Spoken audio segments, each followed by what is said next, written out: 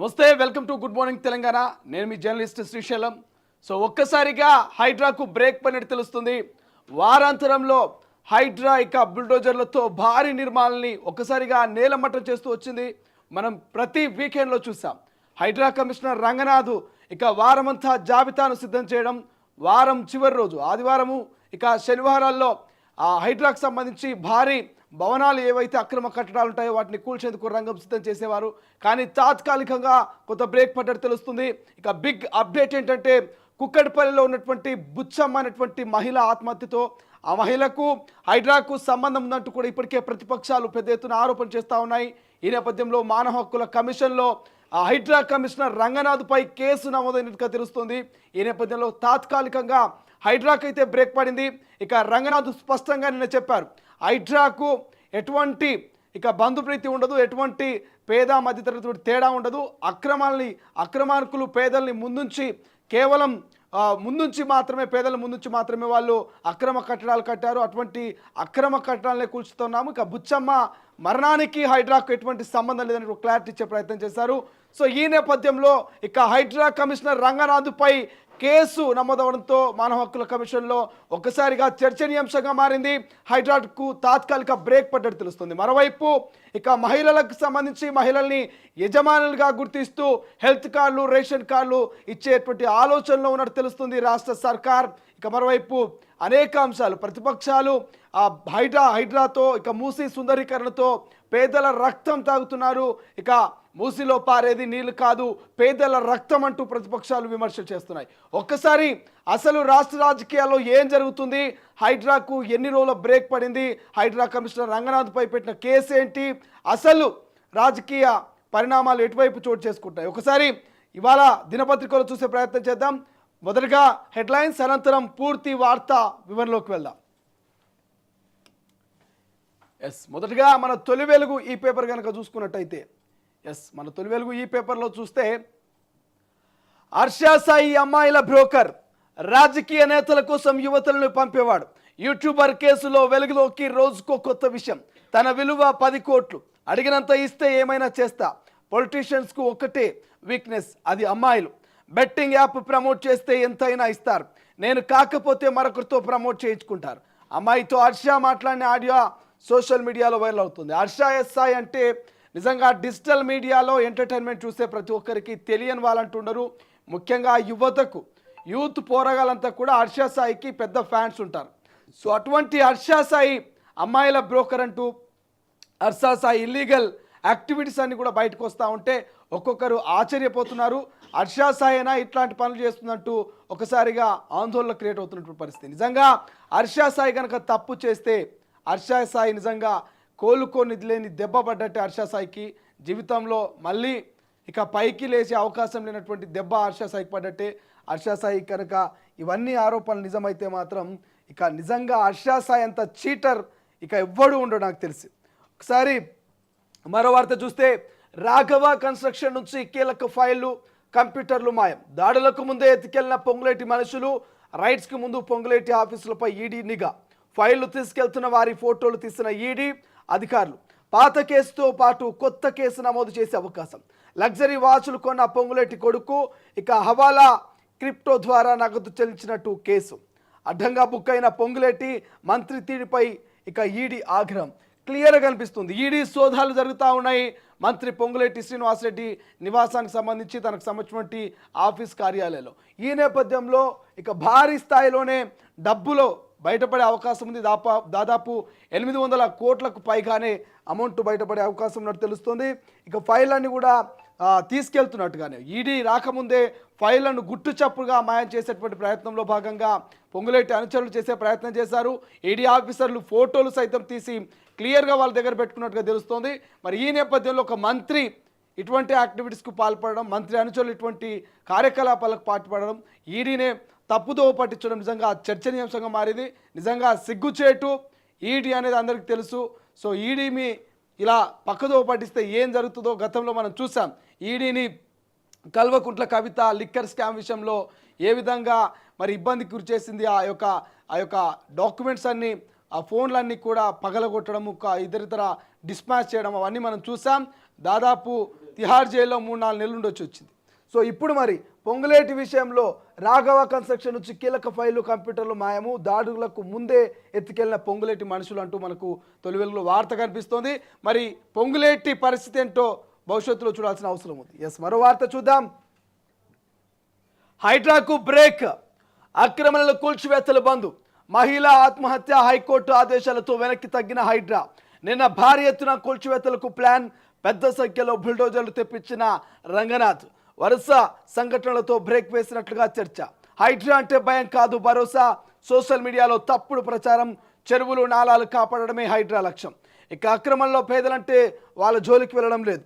ఆక్రమణ కట్టడాల వెనక కొందరు బలవంతులు ఉన్నారు. హైడ్రా కమిషనర్ రంగనాథ్ కీలక వ్యాఖ్యలు చేశారు. ఒక్కసారిగా మనం ఇప్పుడే మాట్లాడుకున్నాం, హైడ్రా అనేది కేవలము బలిసినోళ్ళ కోసమో పేదోళ్ళ కోసమో వచ్చిందో కాదు. హైడ్రా అనేది హైదరాబాద్ను ప్రొటెక్ట్ చేయడానికి, హైదరాబాద్ను కాపాడడానికి హైడ్రా వచ్చింది. చెరువుల్ని, నాలాల్ని, ప్రభుత్వ స్థలాల్ని, ప్రభుత్వ పార్కుల్ని, ఇక మూసి పరివాహక ప్రాంతాల్లో ఉన్నటువంటి ఆ యొక్క నివాసితుల నుంచి కూడా ఖచ్చితంగా మూసి సుందరీకరణలో భాగంగా ఓవైపు హైడ్రా ఇక్కడ చెరువులు కాపాడుతుంది, మరోవైపు మూసీ సుందరీకరణలో భాగంగా మూసీ నది పరివాహక ప్రాంతాల్లో ఉన్నటువంటి ఆ యొక్క అక్రమ కట్టడాలనిగా అక్కడ 60 ఏళ్ళు 50 ఏళ్ళ నుంచి నివసిస్తున్నటువంటి నివాసితులకు డబల్ బెడ్రూమ్ ఇస్తూ వాళ్ళని పంపించేటువంటి ప్రయత్నం చేస్తున్నారు. ఈ నేపథ్యంలో ఒక్కసారిగా అక్రమాల కూల్చివేతలు కొంత తాత్కాలిక బ్రేక్ పడేది తెలుస్తుంది. కుక్కడపల్లిలో బుచ్చమ్మ అనేటువంటి మహిళ కూడా ఆత్మహత్య చేసుకుంది. ఆ మహిళ ఆత్మహత్యకు కేవలం హైడ్రా కూల్చివేతలే కారణమంటూ కుటుంబ సభ్యులు ఇక మానవ హక్కుల కమిషన్కు ఫిర్యాదు చేసినట్టు తెలుస్తుంది. ఈ నేపథ్యంలో ఒకసారి దానికి సంబంధించినటువంటి డీటెయిల్స్ పూర్తి వివరణలో చూద్దాం. మరొకసారి ఇక కేటీఆర్ ఫామ్ హౌస్ కూల్చం, అది హైడ్రా పరిధిలోకి రాదు, జనివాడ 111 జీవో పరిధిలోనిది. పెద్ద తలకాయల్ని ప్రభుత్వం వదలదు, హైడ్రా చీఫ్ రంగనాథ్ సంచలన వ్యాఖ్యలు. మూసీ పరిధిలో నిర్మాణాలు ముట్టుకోము, పునరావసం తర్వాతనే కూల్చివేతం అంటూ రాత రాసిర్రు. సీనాలో ఒక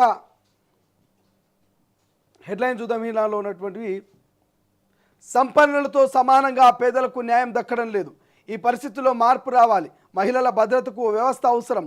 నల్సార్ 21వ స్నాతకోత్సవంలో రాష్ట్రపతి ద్రౌపది ముర్ము. ఇంకో వార్త ఇక్కడ, పార్టీ నేతల సమావేశంలో భాజపా జాతీయ అధ్యక్షుడు జేపీ నడ్డా, వేదికపై అరవింద్ మేనన్, లక్ష్మణ్, బండి సంజయ్, ఏలేటి మహేశ్వరరెడ్డి.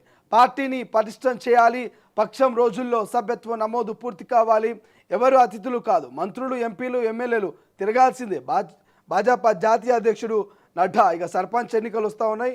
ఈ సర్పంచ్ ఎన్నికల సమయంలో బీజేపీ వాళ్ళు సభ్యత్వ నమోదు కోసము ఊరూరా తిరగాలే, ఎమ్మెల్యేనా ఎంపీ అని పక్కన పెట్టి సభ్యత్వ నమోదు మీద ఫోకస్ పెట్టాలంటూ కొంత చెప్పినట్టుగా తెలుస్తూ ఉంది. ఇక సమావేశంలో మాట్లాడుతున్న సీఎం రేవంత్ రెడ్డి, చిత్రంలో మంత్రులు పొన్నం ప్రభాకరు, పొంగులేటి శ్రీనివాసరెడ్డి, ఉత్తమ్ కుమార్ రెడ్డి, దామోదర రాజనరసింహ. మహిళలే యజమానులు, వారి పేరిట ఫ్యామిలీ డిజిటల్ కార్డులు జారీ. అక్టోబర్ 3 నుంచి పైలట్ ప్రాజెక్టుగా క్షేత్రస్థాయి పరిశీలన. బ్యాంకు ఖాతాలు, పాన్ కార్డుల సమాచారం అసలు తీసుకోవద్దు. సమీక్ష సమావేశంలో సీఎం రేవంత్ రెడ్డి. సో మహిళలే యజమానులుగా హెల్త్ కార్డు కావచ్చు, డిజిటల్ కార్డు రాబోతూ ఉన్నాయి. గతంలో మనం చూసాం, డిజిటల్ కార్డులో మహిళల పేరు ముందు వరుసలో ఉంటుంది, అవసరమైతే ఫోటో వచ్చిన ఆశ్చర్యం లేదు, వెనకాల కుటుంబ సభ్యుల పేర్లు ఎంతమంది ఉంటే అంతమంది పేర్లు వస్తాయి. ఒకటే డిజిటల్ కార్డుతో ఇటు హెల్త్ కార్డు, అటు రేషన్ కార్డు, ఇక ఇతరితర కార్డ్స్ అన్ని కూడా సిద్ధం చేసేందుకు సిద్ధమవుతున్నట్టు తెలుస్తోంది. అందులో ప్రధానంగా మహిళల పేర్లు ముందు వరుసలో వాళ్ళే యజమానులుగా గుర్తించాలనేది ప్రధాన కాన్సెప్ట్గా తెలుస్తోంది. ఏ ఒక్కరిని బలవంతంగా తరలించాం, మూసీ నిర్వాహకులకు శాశ్వత పునరావాసం, జీవనోపాధి కల్పిస్తాం. 2026 జూన్ లోపు నదిలో మంచినీళ్లు ప్రవహించాలన్నదే సీఎం లక్ష్యం. పురపాలక ముఖ్య కార్యదర్శి దాన కిషోర్. ఇక విలేకరులతో మాట్లాడుతున్న దాన కిషోర్ పక్కన హైడ్రా కమిషనర్ రంగనాథ్. అనుమతులు లేని భవనాలనే కూల్చేస్తున్నాం, పేదలు కాదు తిమింగలాలే మా లక్ష్యం. ప్రజలు నివసిస్తున్న వాటి జోలికి వెళ్ళడం లేదు, హైడ్రా కమిషనర్ రంగనాథ్. ఇంతకుముందు మాట్లాడుకున్నాం తొలి వెలుగులో. ఇక రాష్ట్రంలో బుల్డోజర్ రాజ్యం, రాహుల్ దాన్ని తక్షణం ఆపండి, హరీష్ రావు. తెలంగాణ భవన్కు భారీగా తరలి వచ్చి గోడు వెలబోసుకున్న బాధితులు. నేను హరీష్ రావు గారిని మాట్లాడగాలనుకుంటున్నా. బాధితులు తెలంగాణ భవన్కు రావాల్సిన అవసరం ఏమొచ్చింది? నిజంగా బాధితులకు ఆవేదన వ్యక్తమవుతున్నటువంటి ప్రదేశాలకు మీరు పోవచ్చుగా. ఈ అంబర్పేట ఉంది, అంబర్పేట, గోల్నాక, ముసరంబాగు, ఈ యొక్క మూసీ నది పరివాహక ప్రాంతాల్లో ఉన్నటువంటి ఎంతోమంది ఉన్నారు. వాళ్ళు గతంలో మనం చూసినాం, వాళ్ళంతా కూడా వరదలు వచ్చి ఆ ఇళ్లకు నీళ్లు పోయి అరిగోసలు పడ్డారు. నిత్యావసరాలు నిల్వ నీడ లెక్క ఆగమైనటువంటి పరిస్థితి. ఆ టైంలో ఇదే బీఆర్ఎస్ ప్రభుత్వము 10,000 రూపాయలు ఇస్తాను జిహెచ్ఎంసీ ఎన్నికల టైంలో ఆ పైసలు ఇచ్చిన పాపన బోలే. దీని గురించి మాట్లాడదాం, డిస్కషన్ చేద్దాం మనము. ఎందుకంటే చాలా ఉంది హరీష్ రావు గారి గురించి, బీఆర్ఎస్ గురించి మాట్లాడాల్సినటువంటి అంశం చాలా ఉన్నాయి. కాబట్టి ఒకసారి ఆంధ్రజ్యోతిలో ఉన్నటువంటి హెడ్లైన్ చూద్దాం. యాస్టీస్గా ఫ్యామిలీ కార్డులో యజమానిగా మహిళ, న్యాయవాదుల పారదర్శకంగా ఫ్యామిలీ కార్డులో యజమానిగా మహిళ, సంక్షేమ పథకాల్లోని సమాచారం ఆధారంగా కుటుంబాల నిర్ధారణ, నియోజకవర్గానికి 2 ప్రాంతాల్లో పైలట్ ప్రాజెక్టుగా అమలు, 3 నుంచి క్షేత్రస్థాయి పరిశీలన, అధికారులకు సీఎం రేవంత్ ఆదేశం. ఎస్సీ వర్గీకరణపై ఏకసభ్య కమిషన్, మంత్రివర్గ ఉపసంఘ యోజన. ఇక డిజిటల్ కార్డుల గురించి ఆలోచిస్తున్నట్టు తెలుస్తుంది. మహిళని యజమానిగా కార్డులో పెట్టాలనేది రాష్ట్ర సర్కారు ఆలోచన చేస్తున్నట్టుగా, సీఎం రేవంత్ ఆలోచన చేస్తున్నట్టుగా ఇక్కడ మనకు కనిపిస్తూ ఉంది. ఇక ఇదే హ్యాస్టీస్గా మూసిలో మార్కింగ్ నిలిపివేత, నిరసనల నేపథ్యంలో రెవెన్యూ అధికారులు వెనక్కి, డబుల్ బెడ్రూమ్ ఇళ్లకు 85 కుటుంబాల తరలింపు. ఎట్టి పరిస్థితుల్లో కఠినంగా వ్యవహరించొద్దు సర్కార్. ఎవరిని బలవంతంగా తరలించం, ఇష్ట ప్రకారమే మూసి నిర్వహిస్తున్న తరలింపు, పట్టాలు ఉన్న వారికి చట్ట ప్రకారం పరిహారం, అనధికార నిర్మాణాలు బిల్డర్లపై కేసులు, పిల్లలు నష్టపోతారనే విద్యాసంస్థల్ని కూల్చలే, హైడ్రా బూచి కాదు భరోసా, సామాజిక మాధ్యమాల్లో తప్పుడు ప్రచారం, పురపాలక శాఖ ముఖ్య కార్యదర్శి దానకిషోర్, హైడ్రా కమిషనర్ రంగనాథ్. సో ఇంతకుముందే మాట్లాడుకున్నాం హైడ్రాకు సంబంధించింది.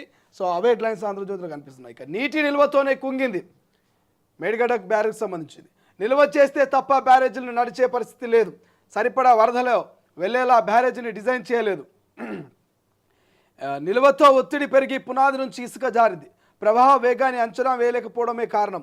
ఇక ఘోష్ కమిషన్ విచారణలో రామగుండం మాజీ ఈఎన్సీ మార్పులకు వ్యాప్స్కో ఆమోదంపై దాటివేత, కమిషన్ నేత కమిషన్ తప్పుదోవ పట్టిస్తారా అంటూ ఘోష్ వైరు, 2 విడతలుగా ప్రశ్నలు మళ్ళీ రావాలంటూ ఆదేశం. ఏమంటారు, నిల్వ చేస్తే తప్ప బ్యారేజీలు నడిస్తే పరిస్థితి లేదట. ఇక సరిపడా వరద వెళ్ళే బ్యారేజ్ డిజైన్ చేయలేదట. అసలైన కథ ఏంటంటే నిల్వలతో ఒత్తిడి పెరిగి పునాది నుంచి ఇసుక మొత్తం కదిలిందట.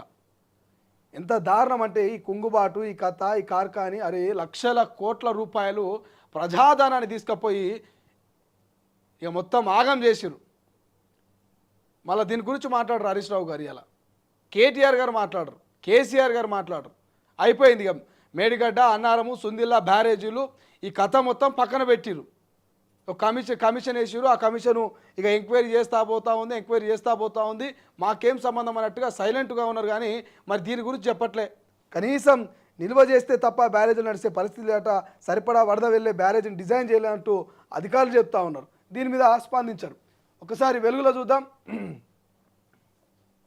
వెలుగులో కూడా యాస్టీస్గా ఎవరికి నష్టం జరగనివ్వం, మూసీ ఏరియా వాళ్ళను బలవంతంగా పంపించడం లేదు, డబుల్ బెడ్రూమ్ ఇండ్లు ఇచ్చి తరలిస్తున్న Musi project corporation MD Danakishore అంటూ ఇంతకుముందు మనం పేపర్లో చదివిన వార్త హైలైట్ కనిపిస్తుంది. ఇంకోటి ఫ్యామిలీ డిజిటల్ కార్డులో మహిళల యజమాని, అక్టోబర్ 3 నుంచి 238 చోట్ల pilot project, CM Revanth. Ration, Aarogyasri, IT, వ్యవసాయ స్కీమ్ డేటా ఆధారంగా కుటుంబాల నిర్ధారణ, బ్యాంకు ఖాతాలు, పాన్ కార్డుల సమాచారం తీసుకోవద్దు, పైలట్ ప్రాజెక్ట్ ఏరియాలో డోర్ టు డోర్ పరిశీలన చేపాలంటూ ఆఫీసర్లకు ఆదేశాలు. ఇక హైడ్రోజన్ బాంబు, దాంతో ప్రజలకు కంటి మీద కొనుక్కులేదు హరీష్ రావు. తెలంగాణ భవన్లో మూసీ బాధితులతో సమావేశం, అండగా ఉంటామంటూ హామీ. హైడ్రాతో కాంగ్రెస్ తలగొక్కుంటోంది. ఇక రేవంత్కు దమ్ముంటే ఓవైసీ నిర్మాణాన్ని పలగొట్టాలి. బండి సంజయ్, హైడ్రా దుశ్చర్యలతో సంక్షోభంలో రియల్ ఎస్టేట్, పేదల జోలికొస్తే ఊరుకునేదే లేదంటూ హెచ్చరిక. ఈ బండి సంజయ్ గారికి అదేవిధంగా హరీష్ రావు గారిని అడుగుతా ఉన్నాం. ఇలా మూసీ నది పరివాహక ప్రాంతాల్లో కొన్ని కూల్చివేతలకు సిద్ధమైనట్టు చెప్తా ఉంది. వాస్తవమే. అక్కడ సుందరీకరణ పేరుతోటి ఇక రాష్ట్ర సర్కారు ఖాళీ చేస్తూ ఉంది. 60, 40, 50 ఏళ్ళ నుంచి ఉన్న వారందరినీ ఖాళీ చేపిస్తూ వాళ్ళకి డబుల్ బెడ్రూమ్లు కల్పిస్తూ ఉంది. ఇలా ఆశ్చర్యకరమైనటువంటి విషయం ఏంటంటే, గత ప్రభుత్వంలో నిర్మించినటువంటి డబుల్ బెడ్రూమ్లు ఇప్పటివరకు ఎవరికి కేలే. గత ప్రభుత్వంలో డబుల్ బెడ్రూమ్లు సిద్ధమైనా కూడా గత ప్రభుత్వం ఆ డబుల్ బెడ్రూమ్లను పేదలకు పంచలే. కానీ అవే డబుల్ బెడ్రూమ్లను మూసీ నది పరివాహక ప్రాంతాల్లో ఉన్నట్టు వారికి మరి రాష్ట్ర సర్కార్ కేటాయిస్తే నిజంగా ఆనందకరమైన విషయం. నిన్న తొలి వెలుగు ఎక్స్క్లూజివ్గా నేను అక్కడికి పోయినా, మూసీ నది పరివాహక ప్రాంతాలకు పోతే వాళ్ళు సంతోషంగా వెళ్ళిపోతారు. అక్కడికి వెళ్ళి అక్కడ ఉన్నటువంటి మూసీ నది పరివాహక ప్రాంతాల్లో బ్యాడ్ స్మెల్, ఈగలు, దోమలు, ఆ వాసన, ఆ యొక్క ఆ ప్రాంతం అంతా కూడా చాలా చిందరంగా వందరంగా ఉంది. మా పిల్లల భవిష్యత్తు బాగుంటుంది కదా, మేము డబుల్ బెడ్రూమ్ పోతే సిటీ లోపలికి పోతాం, ఇటువంటి మురికి వాసన ఉండదు, ఈగలు దోమలు ఉండవు, మా లైఫ్ స్టైల్ మారుతుంది అంటూ ఆనందం వ్యక్తం చేస్తూ ఉన్నారు. ఎవరో కొందరు మాత్రమే వాళ్ళకు ఏదో ఇతరితర ఇబ్బందుల వల్ల అడ్డగిస్తూ ఉన్నారు ఈ యొక్క మూసీ సుందరీకరణ తప్ప ఎక్కడ కూడా డబుల్ బెడ్రూమ్ ఇచ్చి మేము పంపిస్తే వద్దు అనేటోళ్ళు ఎవరు కనిపించట్లేదు. ఇక బండి సంజయ్ గారి విషయానికి వస్తే ఈ రియల్ ఎస్టేట్ పడిపోతుంది, సంక్షోభంలో పడిపోయిందంటే ఒకటి కావాలంటే ఒకటి వదిలేసుకోవాలి. చెరువుల్ని కాపాడుకోవాలి, ఎఫ్టీఎల్ బఫర్ జోన్లో ఉన్నటువంటి అక్రమ కూల్చివేతల్ని కూల్చేయాలి, చెరువుల్ని కాపాడుకోవాలి, ప్రభుత్వ పార్కులను కాపాడుకోవాలంటే మరి రియల్ ఎస్టేట్ పడిపోతుంది కొన్ని రోజులు. అవ్వ కావాలి, బువ్వ కావాలి, అన్నీ నాకే కావాలంటే కావు. కొన్ని సార్లు కొన్ని మిస్ అవుతాయి. సో బండి సంజయ్ గారు ఆలోచన చేయాలి. ఇక 8వ తరగతి బాలికపై ఆటో డ్రైవర్ అత్యాచారం, స్కూల్ నుంచి ఇంటికి వెళ్తుండగా అఘాయిత్యం, నిందితుడిని ఉరి తీయాలంటూ స్టూడెంట్స్, గ్రామస్తులు ధర్నా, ఆసిఫాబాద్ జిల్లాలో ఘటన. సో ఒక్కసారి రేవంత్ రెడ్డి గారు వీటి మీద దృష్టి పెట్టాలి. అత్యాచారాలు, అఘాయిత్యాలు రోజుకు ఒకటి పెరుగుతూ ఉంది, తగ్గట్లేదు. ఒక్కసారిగా దీని మీద కొంత ఫోకస్ పెట్టాలి. ఇది ఎక్కడ ఆసిఫాబాద్ జిల్లాలో జరిగిందట. మరి 8వ తరగతి అమ్మాయి మీద ఆటో డ్రైవర్ అఘాయిత్యానికి పాల్పడ్డాడు. ఒక్కసారి ఇసోటోళ్ళ మీద గట్టిగా నజరేయాలి, ఉక్కుపాదం మోపాలి. సో మోపితే కానీ వీళ్ళకి బుద్ధి రాదు. ఎస్, ఒకసారి నమస్తే తెలంగాణలో చివరిగా హెడ్లైన్ చూద్దాం, తర్వాత వార్తల వివరాలకు పోదాం. ఎస్, తెలంగాణ జనతా గ్యారేజ్, ఇక్కడ బాధితులకు భరోసా, రక్షణ ఇవ్వబడను. మూసీలో పారేవి నీళ్లు కాదు, పేదల రక్తం హైడ్రోజన్ బాంబులా ఉంది, అందరినీ నిద్రకు దూరం చేస్తున్నది. బాధితులకు బీఆర్ఎస్ రక్షణ, మా తలుపులు తెరిచే ఉంటాయి. హరీష్ పాపం ఏ సినిమా ఉంటారు కదా రాష్ట్రంలో రాతగాలు, ఏ సినిమా రైటర్తో రాపించడు కానీ అద్భుతంగా రాపించాడు. జనతా గ్యారేజ్ అంట, తెలంగాణ జనతా గ్యారేజ్ అంటూ మా తలుపులు ఎప్పుడు తెరిసే ఉంటాయంటూ అద్భుతంగా వాళ్ళు రాసిరు. ఇక ఎప్పుడు బాధితులకు బీఆర్ఎస్ రక్షణ అట. ఏది మన మూసీ నది పరివాహక ప్రాంతాల్లో ఖాళీ చేయిస్తుంటే అంబర్పేట ఎమ్మెల్యే కాలేరు వెంకటేశ్వర ఏడ కనిపించకపోయా, ఎల్బీనగర్ సుధీర్ రెడ్డి ఏడ కనిపించకపోయా, మూసీ నది పరివాహక ప్రాంతాల్లో ఉన్నటువంటి నివాసితులను డబుల్ బెడ్రూమ్లకు తరలిస్తుంటే మరి స్థానిక ఎమ్మెల్యేగా మీకు ఎటువంటి ఏదైనా ఇబ్బందులు కలిగితే మాకు చెప్పండి అంటూ మరి డోర్ టు డోర్ తిరగాలి కదా. వాళ్ళకి డబుల్ బెడ్రూమ్లు వచ్చినాయా రావా ఐడెంటిటీ చేసుకోవాలి కదా, ఎంక్వైరీ చేసుకోవాలి కదా. ఓట్లప్పుడేమో మూసీలో ఉన్నటువంటి ఆ గల్లీలకి వెళ్ళి తిరిగి నమస్తే పెట్టాలి, ఓట్లు కుదిపించుకోవాలి. ఇలా డబుల్ బెడ్రూమ్ లేని వాళ్ళ మరి ఆల్టర్నేట్గా వాళ్ళకు ప్రభుత్వం ఏమి ఇస్తున్నది, వాళ్ళని ఎక్కడికి తరలిస్తున్నది, వాళ్ళ పరిస్థితి ఏంటో మరి ఇప్పుడు పోయి వాళ్ళకు ఆపత్కాలంలో అండగా నిలబడాల్సిన బాధ్యత స్థానికంగా ఉన్నటువంటి ఎమ్మెల్యేల మీద ఉంటుంది కదా. మరి ఎందుకు ఆ ఎమ్మెల్యేలు మరి కళ్ళు చెవులు నోరు మూసుకొని బజ్జుకున్నారా? ఎక్కడన్నారు కాలేరు వెంకటేశ్వర్, ఎక్కడన్నారు సుధీర్ రెడ్డి గారు? స్థానికంగా ఉన్నటువంటి ఈ మూసీ నది పరివాహక ప్రాంతాల్లో ఉన్నటువంటి ఎమ్మెల్యేలంతా ఎక్కడున్నారు? ఒక్కరో ఇద్దరు ఎమ్మెల్యేలు మాత్రమే అక్కడ తిరుగుతూ ఉన్నారు, ప్రజల్ని పట్టించుకుంటున్నారు, మీ సమస్య ఏంటని అడుగుతున్నారు. కానీ మిగతా వాళ్ళంతా కూడా నిద్రావస్థలో ఉన్నట్టు తెలుస్తూ ఉంది. ఇలా ఇక్కడ హరీష్ రావు గారు ఏమో ఏ ఆపద ఉన్నా కూడా బీఆర్ఎస్ అండగా ఉంటుందట. ఫస్ట్ మీ ఎమ్మెల్యేలను అండగా ఉండమనండి, మీ ఎమ్మెల్యేలు పోయి అక్కడ పోయి వాళ్ళ ఆపసాపత్రిని పలకరీయమనండి. అది లేదు కానీ తలుపులు తెరిచే ఉంటాయంట, జనతా గ్యారేజ్ అంట. ఇక అబ్బో బాధితులకు భరోసా రక్షణ అట. టైటిల్స్ అద్భుతంగా రాసిరు. సినిమా తీరుకే 100 రోజులు 150 రోజులు ఆడిద్దామండి. ఇక ఆర్థిక అక్రమాలు 770 కోట్లు, రెండో రోజు కొనసాగిన తనిఖీలు, రహస్యంగా 2 చోట్ల ఈడీ సోదాలు, భారీగానే దొరికిన నోట్ల కట్టలు, డబ్బులు ఎక్కడిది ఎవరికి పంపుతున్నారన్నట్టు విచారణ, రాఘవ ఫ్రైడ్లో తరలింపు, ఈడీ ఆరా. ఇక నేడు ఈడీ నుంచి అధికారిక ప్రకటన. చూద్దాం ఏం జరుగుతుందో పొంగులేటి విషయంలో. సో ఇది ఓవరాల్గా ఇవన్నీ కూడా ఇప్పటివరకు మనం హెడ్లైన్ చూద్దాం. అసలైన తొలి వెలుగు. ఫాలో వాట్సాప్ @తొలి వెలుగు official.